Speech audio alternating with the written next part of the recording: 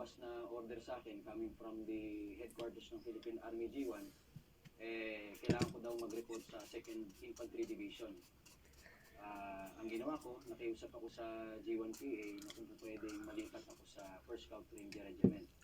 So ang ginawa ko, pumunta ako dito, and during that time, ang regiment commander pa dito ay si late General Espadero, na naging commandant namin sa PMA. So pumayag siya na malipat kami dito, and pagkatapos nun ay pinayagan kami ng G1 PA na dito na kami mag-report. So volunteer talaga ako sa 1st Scout Ranger Regiment.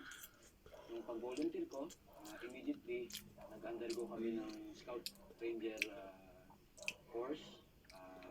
I belong to Scout Ranger course 132-97. Ang course director namin nun ay si Colonel Oriel Pangcog. After ng SR course, na-assign na ako sa 10th Scout Ranger Company na during that time ay nasa Isabela, Basilan.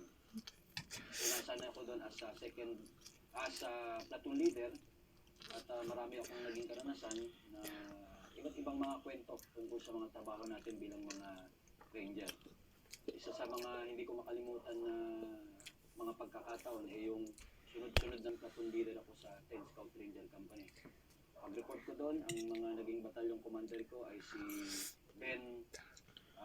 Colonel Jesse Deliosa, na naging chief of staff natin, na ngayon ay retired na at nagtatrabaho sa Bureau of Custom as Deputy Commissioner for Intelligence, at si late Colonel Caldeo. So sila yung mga naging mentors ko doon sa 1st Scout Ranger Battalion. During that time ni General Deliosa, isa sa prominenteng naging operation namin ay yung pagsagip sa isang bata na kinidnap ng Abu Sayyaf, yung Oplan Save the Princess. So yun yung naging participation namin doon. Kasama namin ang 10th Scout Ranger Company, ang 14 at 11 Scout Ranger Company.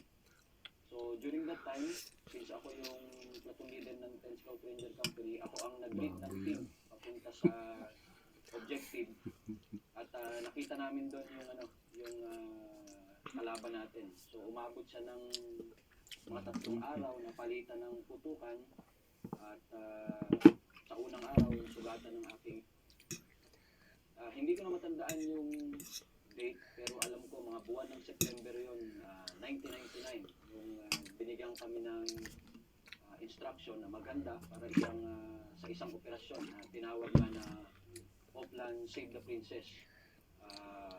According dun sa information na ibinigay sa amin, isang 5-year-old na batang babae ang kinidnap ng Abu Sayyaf group. Ang pangalan niya ay si Wilmarie Purigay. So since ako yung platoon leader ng 10th